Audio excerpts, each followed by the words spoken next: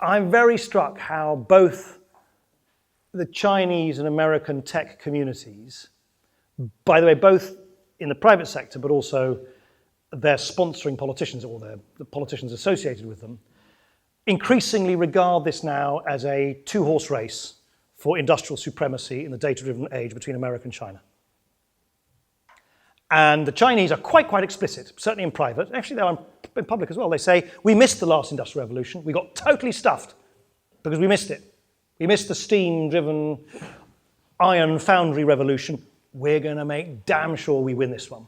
And as you know, they're pouring huge amounts of resources into AI. They're pouring huge amounts of effort into sometimes things which make me certainly as a liberal quail a bit. Huge amount of effort into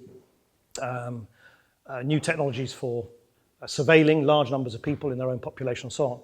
But it is an explicit national mission to win the data-driven industrial revolution. And the Americans are increasingly regarded as such, regarded as a strategic threat, and view this now as the defining battle of our age. Is it going to be America or is it going to be China?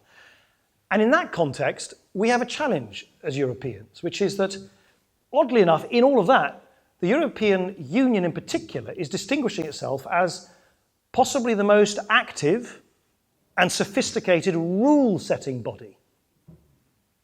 So you'll see people now in Silicon Valley sort of talk about these acronyms, GDPR, and new directives, which they hadn't heard of a sort of while ago now, but they're extraordinary. So they are European imports into the norm-setting, the rule-setting, the rules of the game, and yet I don't find very many people in China or America who think that Europe is going to... So we might compete regulatorily, or at least have considerable both European and extraterritorial influence regulatorily, but they don't take Europe that seriously as a source for new commercial and innovative success at scale in the future.